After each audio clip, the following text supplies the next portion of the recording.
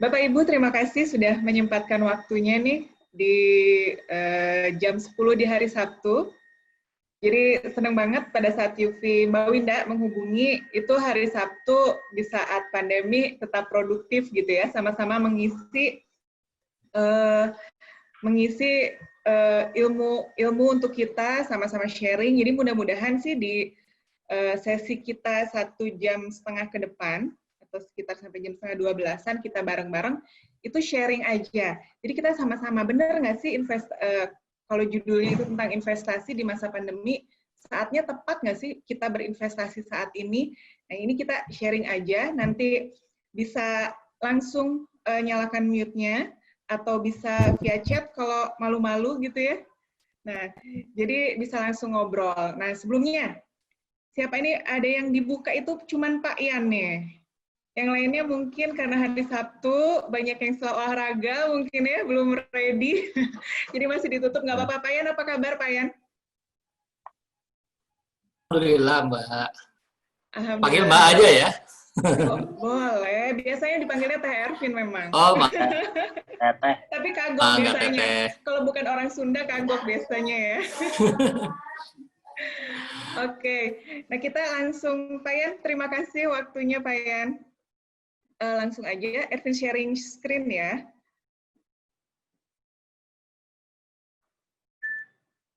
Nah, ini Bapak Ibu mohon responnya, ini sudah ada ya di layarnya? Sudah Mbak. Sudah ada.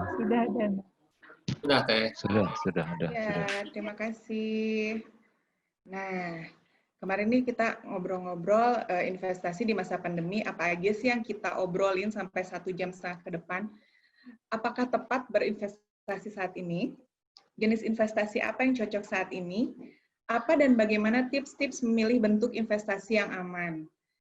Nah, investasi banyak bentuknya, nanti Ervin jelasin sedikit di belakang.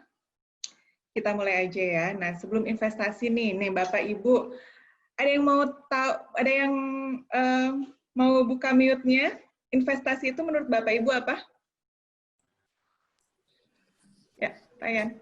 Ya, kalau misalkan menurut saya sih investasi itu kita menanam harta kita supaya berkembang. Jadi kalau bisa uang itu bekerja untuk kita, gitu. Benar ya Pak ya. Betul banget nih Pak Ian. Terima kasih. Ada lagi mungkin? Atau sama nih dengan Pak Ian? Kita lihat ada beberapa. Kalau secara ininya ada beberapa saya. Oke. Bentar ya. Ada beberapa definisi tentang investasi dari ilmu ekonomi, yaitu pengeluaran penanaman modal maupun perusahaan untuk membeli barang-barang modal dan perlengkapan produksi demi menambah kemampuan produksi barang serta jasa yang tersedia dalam perekonomian. Kalau dalam versinya Kamus Besar Bahasa Indonesia Online, itu penanaman modal uang atau modal dalam suatu perusahaan atau proyek untuk tujuan memperoleh keuntungan. Oleh Bapak Kamarudin Ahmad, itu yang membuat banyak buku-buku tentang manajemen, aktivitas penempatan dana dengan harapan untuk memperoleh tambahan dan keuntungan tertentu. Kalau dari Bapak Salim HS dan Budi Sutrisno, itu penanaman modal yang dilakukan investor baik asing maupun domestik dalam berbagai bidang usaha terbuka dengan tujuan memperoleh keuntungan. Dan benar seperti yang Pak Ian tadi bilang. Jadi bahwa investasi adalah menyimpan dana atau menyimpan modal, intinya adalah menyisihkan uang dengan tujuan untuk memperoleh keuntungan di masa yang akan datang. Jadi kalau kata Pak Ian tadi bilang, kalau bisa sih uangnya yang bekerja untuk kita ya.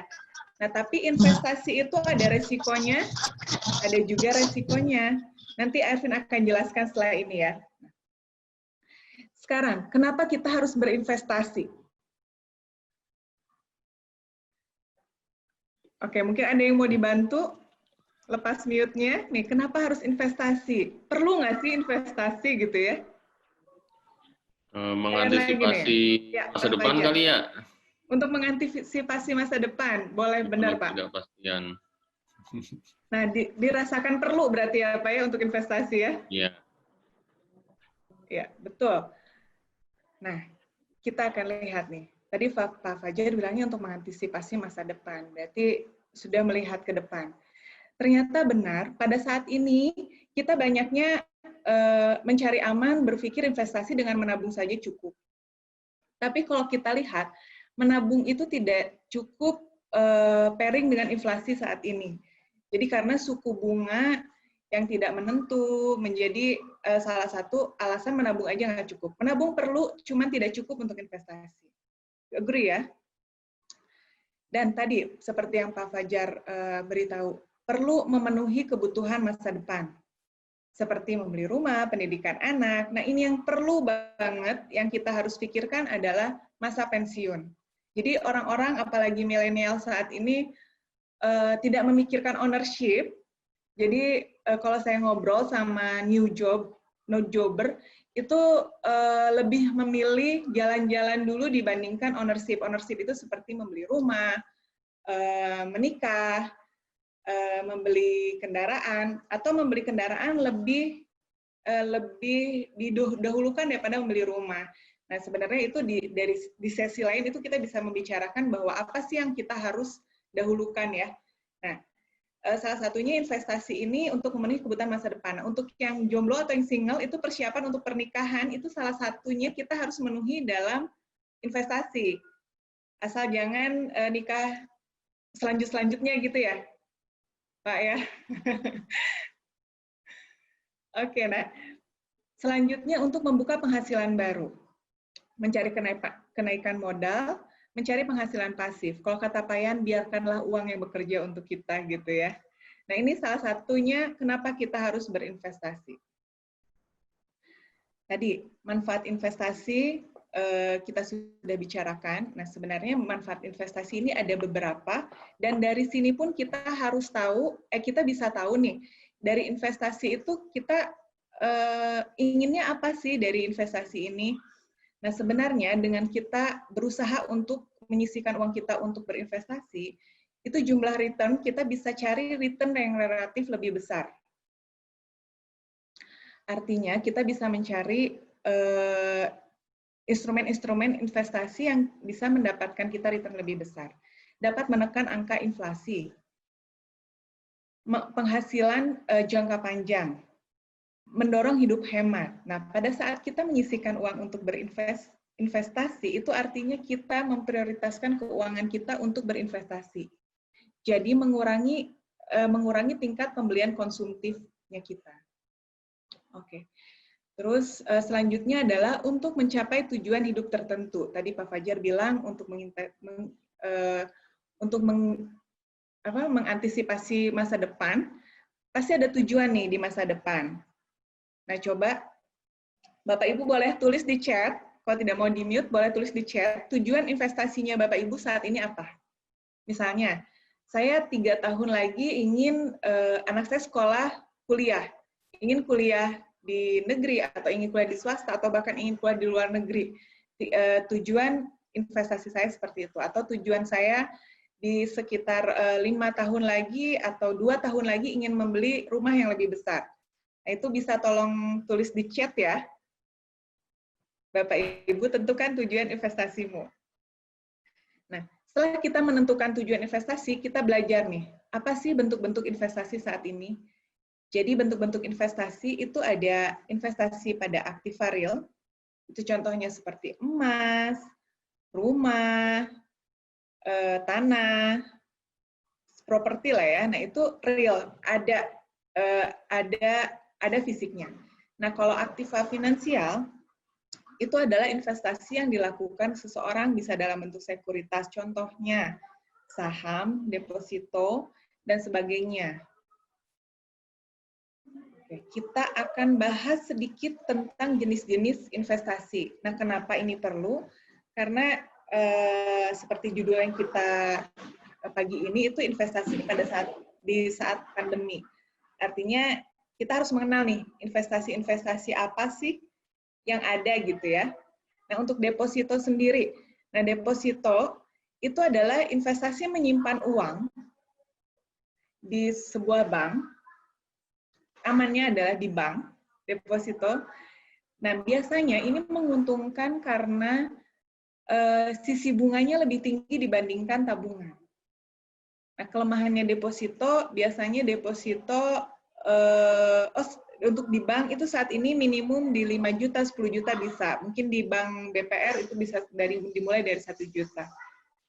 Nah, untuk investasi properti itu real. Investasi yang ada fisiknya gitu ya. Nah, ini adalah untuk properti itu sangat menjanjikan karena jarang harga properti itu turun ya. Misalnya nih hari ini ada rumah sekitar 500 juta. Nah, jarang turun nih harga di rumah itu menjadi 300 juta. Nah, biasanya properti itu akan selalu meningkat. Tapi kalau kita berinvestasi di properti itu harus memiliki dana yang cukup besar. Nah, ini yang salah satu yang menjadi ke minusnya lah ya. Nah, untuk emas nih, untuk emas investasi saat ini cenderung lebih menguntungkan karena emas memang relatif naik walaupun fluktuatif. Nah, biasanya memang yang bagus itu adalah emas batangan untuk investasi. Cuman untuk ibu-ibu senangnya selain bisa berinvestasi bisa memenuhi kebutuhan naluri keibuannya, wah naluri kewanitaannya bener ya untuk emas ya, karena bisa membeli yang emas perhiasan. Nah, jangan salah loh bapak-bapak, memberikan istrinya perhiasan itu bentuk investasi. Jadi setelah kelas ini mungkin bisa colek suaminya, Pak, emas itu suatu investasi loh Pak, jangan lupa kita bisa mampir ke toko emas. Nah ini emas ini bisa banget menjadi jenis investasi yang kita bisa ini. Oke, selanjutnya saham. Nah, bentuk saham, ini kalau kita ngobrol saham itu banyak banget yang kita akan pelajari, dan memang saham ini sangat menggiurkan ya. Menggiurkannya apa? Karena menggiurkannya itu bisa memberikan return yang tinggi sekali, tapi ingat, high return, high risk. Jadi dan selain bisa memberikan return yang tinggi pun bisa memberikan kerugian yang tinggi pula. Kalau kita nggak banyak belajar tentang saham itu sendiri.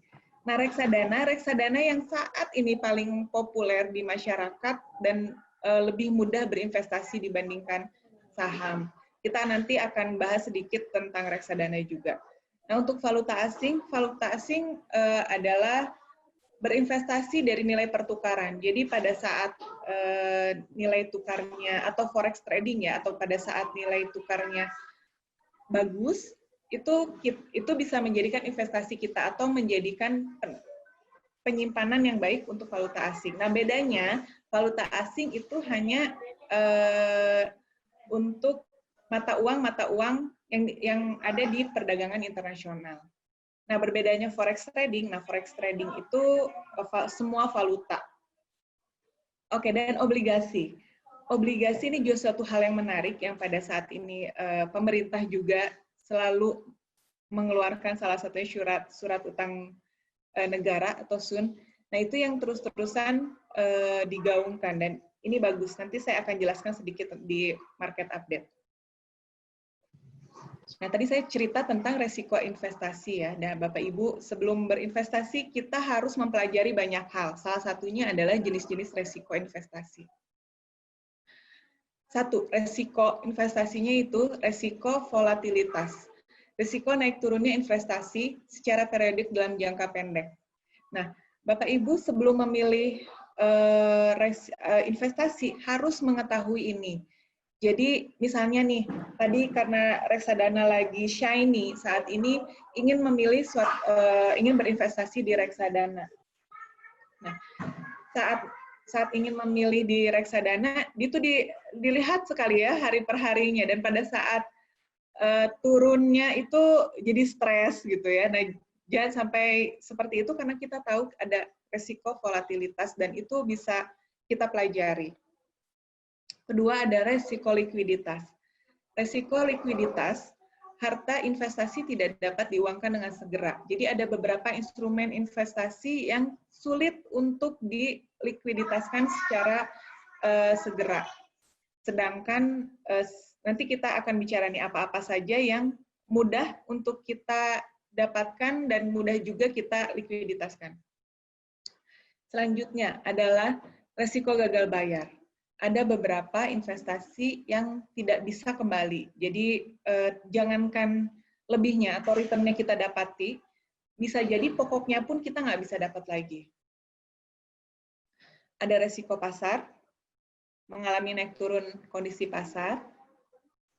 Resiko penipuan, nah ini resiko yang paling berbahaya, hati-hati, banyak banget penipuan dari investasi emas, investasi properti, ini yang harus dilihat. Jadi sebelum berinvestasi, emang benar-benar kita harus berpikir secara matang. Jadi, bolehkah berinvestasi pada saat ini, dan jenis apa saja, investasi apa yang cocok? Jadi tadi kan ada beberapa jenis ya yang sudah Ervin paparkan ya. Nah, kira-kira ada kira-kira apa nih jenis investasi yang cocok nih menurut Bapak Ibu?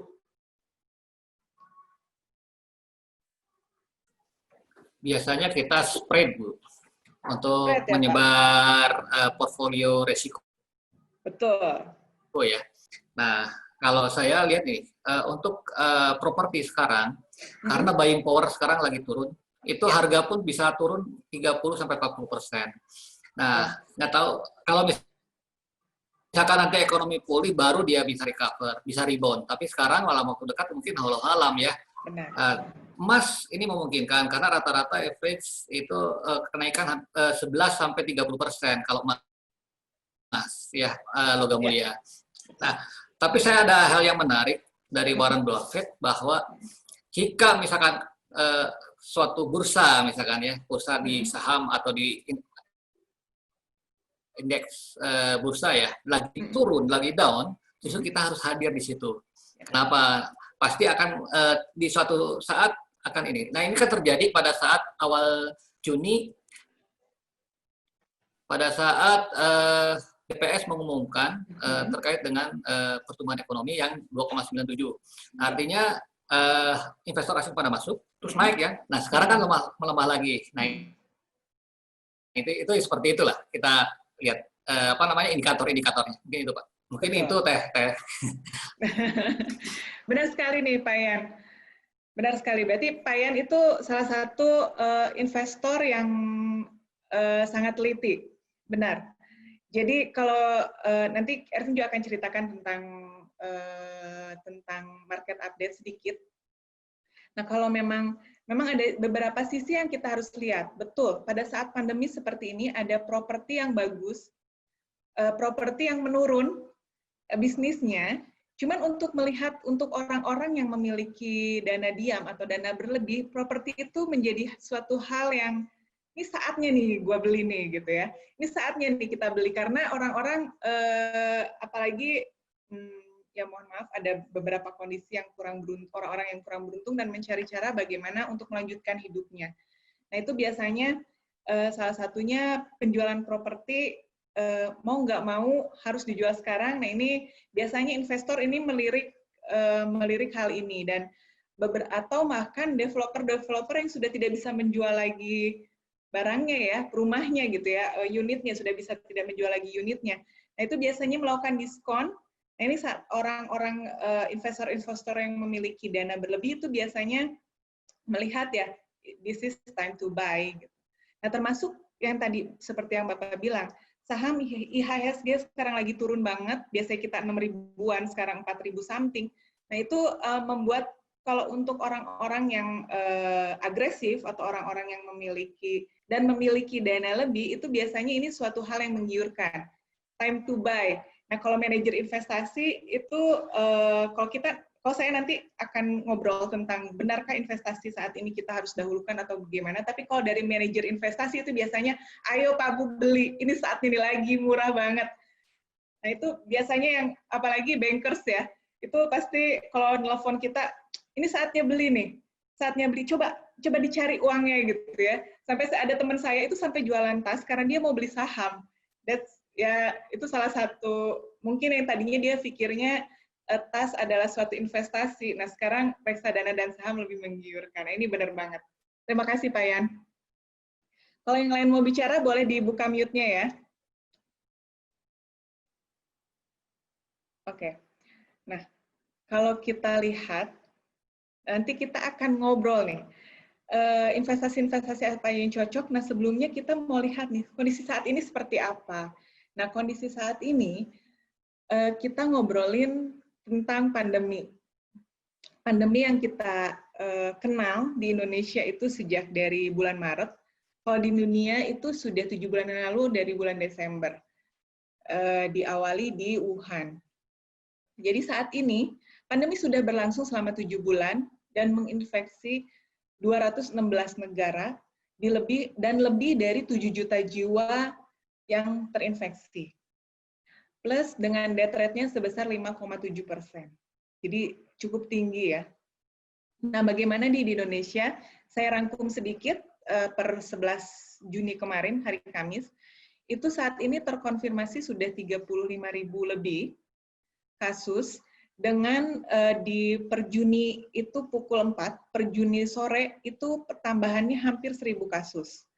Yang dirawatnya saat ini sekitar 20 ribuan, meninggalnya sudah 2.000 lebih saat ini ya. Artinya 5,667% dari yang terkonfirmasi positif. Itu nilainya, angka presentasinya sama dengan yang ada di dunia dan Indonesia merupakan salah satu death rate yang tertinggi. Tapi ada optimistik di sini karena jumlah yang sembuhnya pun tinggi, atau sekitar 35% dari jumlah yang terkonfirmasi. Nah, kita bisa lihat di tren nasional, penambahan jumlah per hari, memang sangat fluktuatif dan secara grafik kita masih di tahap meningkat. Gitu ya. Nah, saat ini kalau untuk wilayah, itu yang tinggi ada di DKI Jakarta, Jawa Timur, Jawa Barat, dan selanjutnya. Tapi memang yang yang masih trennya masih tinggi adalah di Pulau Jawa. Oke.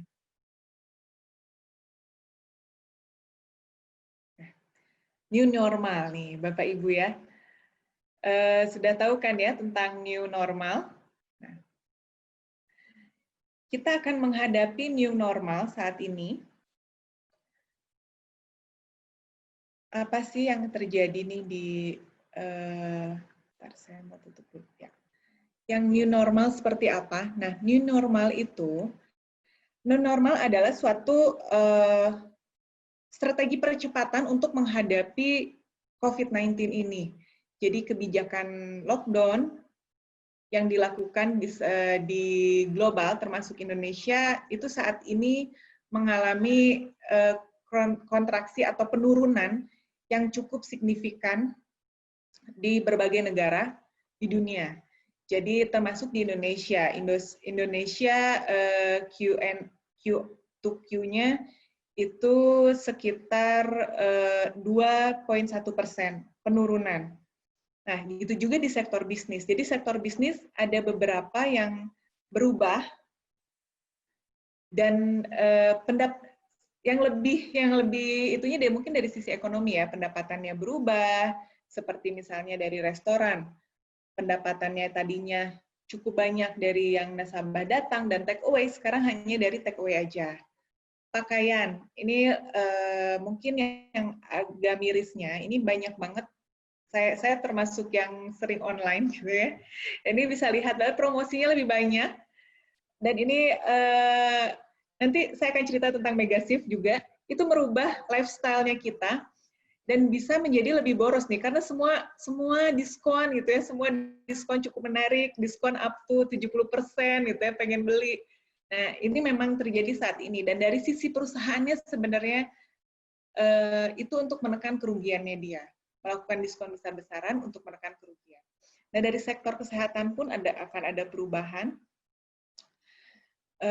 dari segi beban biaya nih, dari pariwisata membatalkan seluruh trip dan merumahkan karyawan, ya seperti kita tahu contoh banyaknya hotel. Mungkin di sini ada yang Ini banyak dari Jogja juga ya. Kalau Mbak Winda kan di Jogja ya. Nah, di Jogja itu kan kayaknya hampir setiap sudut jalan itu hotel ya. Nah, sekarang terasa banget perubahannya dan ada teman saya juga memiliki salah satu hotel di Jogja, mau nggak mau memang harus merumahkan karyawannya karena tidak ada pendapatan sama sekali. Terus retail, perumahan penjaga toko dan mengganti dengan staf gudang, itu juga pengurangan lah, banyak yang terjadi ya pada saat ini ya. Oke. Nah, ini secara Indonesianya itu, the new normal Indonesianya itu namanya the four megasive consumer behavior. Jadi ada perubahan consumer behavior di paling dekatnya di Indonesia sejak COVID-19 ini. Jadi solidaritas, yang pertama adalah solidaritas sosial, banyak korban nyawa akibat COVID-19 melahirkan masyarakat baru yang penuh empati, welas asih, dan syarat solidaritas sosial. Kedua, media digital. Dengan adanya COVID-19, konsumen menghindari kontak fisik manusia, mereka beralih menggunakan media virtual dan digital. Seperti kita saat ini ya. Jadi, tapi saat ini mudah-mudahan jadi yang dari jauh menjadi dekat. Dari yang kenal, yang tidak kenal menjadi kenal. Ini salah satunya kita sedang gunakan. Dan stay at home. Gaya hidup baru tinggal di rumah dengan aktivitas working, living, playing, dengan adanya social distancing. Dan dasar piramida. Seperti yang kita ketahui nih, mengacu piramidanya Maslow, itu semakin tinggi suatu konsumen, itu dia akan memerlukan aktualisasi diri. Nah, saat ini, itu piramidanya itu terbalik. Jadi yang semula yang kita butuhkan adalah aktualisasi diri, saat ini yang kita butuhkan adalah untuk keamanan, untuk kesehatan, untuk makanan. Jadi yang kita butuhkan adalah di layer yang paling bawah. Itu terbalik. Nah, di Megasive of Crisis-nya pun banyak banget. Ini ada 30 prediksi perilaku konsumen yang berubah. Itu di nomor 1, the fall of mobility, itu benar ya. Yang biasanya kita kemana-mana kayak tadi, Pak Budi nih udah biasanya udah jalan kemana, jalan ke sini gitu ya. Nah, berhubung kemarin ada PSBB, itu stay at home, dan kita udah kayak manusia gua gitu ya. Diam aja diam di rumah. Oke. Diam di rumah. Nah, terus ada macam-macam. Ini nanti, nah ini kita bisa baca online shopping. Nah, online shopping ini yang biasanya kita, memang dari dulu online shopping shiny, cuma sekarang lebih shiny lagi dan lebih meningkat. Jadi kalau kita lihat kayak Tokopedia, Lazada, itu penjualannya meningkat di masa krisis ini. Selanjutnya food delivery. Jadi GoFood gitu ya, GrabFood atau delivery lainnya itu sekarang semakin banyak diminati, semakin banyak meningkat. Lalu ada comeback of home, ini yang untuk home lifestyle ya. Jadi yang tadinya, ini banyak banget cerita, yang tadinya nggak biasa masak, itu jadi masak, karena biasanya kerja, sekarang di rumah mau nggak mau, nyobain deh masak gitu ya. Frozen food, ini banyak banget, teman-teman saya banyak banget yang akhirnya berjualan frozen food, going omni. Banyak sekarang untuk brand-brand besar itu pasti memiliki aplikasi sendiri untuk menjualan produknya. Tidak lagi hanya ke marketplace, tapi dia sekarang berpindah atau shifting mempunyai aplikasi sendiri. Karena dia pikir karena kita pikir atau saat ini perusahaan-perusahaan berpikir bahwa data customer adalah sesuatu yang indah saat ini ya. Jadi diperlukan ownership untuk memiliki aplikasi sendiri. Subscription model matters itu sekarang banyaknya itu berbayar ya, kayak Netflix gitu kan, ada bayaran bulanannya, dan saat ini orang-orang memilih karena stay at home, jadi ya atau YouTube Premium, dia lebih membayar atau Zoom Premium gitu ya, membayar lebih berlangganan agar dia mendapatkan kenyamanan. Dan itu yang dipilih saat ini. Terus TV Strike Back. Jadi biasanya kita jarang nonton TV, sekarang karena di rumah pantengin TV gitu ya. Dan katanya beberapa orang nih beberapa bulan ada beberapa yang sudah menghindari berita karena berita semakin membuat dia stres. Tapi TV sudah kembali. Terus DIY atau do it yourself itu sekarang lagi ngetren juga. Di kalangan milenial ini lagi ngetrennya merubah tatanan kamar. Itu artis-artis gitu ya, lagi ngecat sendiri. Nah, itu boleh juga. Ada Zoomable workplace, terus work life. Nah, kalau untuk bottom of pyramidnya, itu salah satunya, kalau di 14 itu ada low trust society. Itu trust-nya masyarakat saat ini ada perubahan. Di sisi lainnya ada perubahannya. Misalnya kayak kemarin nih pada saat Lebaran atau bulan puasa ada penolakan jenazah COVID, itu karena trust-nya atau tingkat pengetahuannya berkurang sehingga trust masyarakat pun berkurang. Nah, go virtual, sekarang ibadah pun sudah virtual ya, segala sesuatunya virtual. Dan empathy society salah satunya more suffering, more religious. Jadi lebih sulit hidupnya itu ya lebih religius. Benar-benar kita mau sulit mau senang religius ya. Nah ini salah satu shifting. Nah sebenarnya kenapa sih Ervin ceritain di sini? Karena kita bisa nanti Ervin ceritakan apakah perlunya investasi saat ini dan bagaimana investasi atau bagaimana kita mendapatkan pendapatan lebih di saat pandemi. Nah kita bisa melihat potensi-potensi dari mega shift consumer behavior saat ini. Jadi dari 30 tadi ada perubahan-perubahan yang sebenarnya kita bisa kelola atau perubahan tersebut kita bisa pakai. Oke, selanjutnya. Oke. Nah, market update. Ini dari beberapa, saya ambil dari beberapa manajer investasi yang setiap harinya harus mengeluarkan market update dan selalu meminta nasabah untuk ayo, time to buy. Nah ini pasar saham di Mei terakhir, one month atau di Mei, dari April ke Mei itu mengalami lumayan peningkatan. Untuk pasar obligasinya juga kepercayaan nasabah untuk obligasi cukup tinggi. Nilai tukar, ini yang perlu diapresiasi, jadi di bulan April kemarin, itu di awal April, nilai tukar kita sampai dengan 16.700. Nah saat ini ditutup di Jumat kemarin itu sekitar 14.230 sampai dengan 260. Jadi perlu diapresiasi berbagai macam cara yang dilakukan oleh pemerintah untuk menekan harga, untuk menekan atau untuk menguatkan IDR.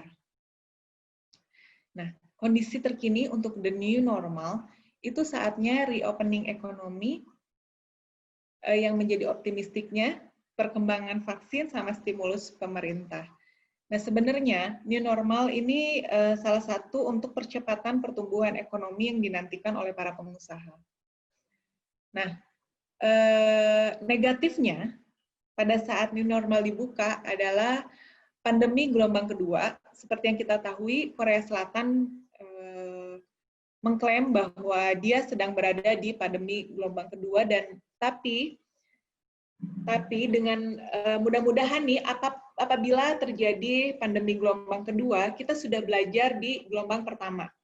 Jadi minimum Korea Selatan pun optimis. Jadi pada saat dia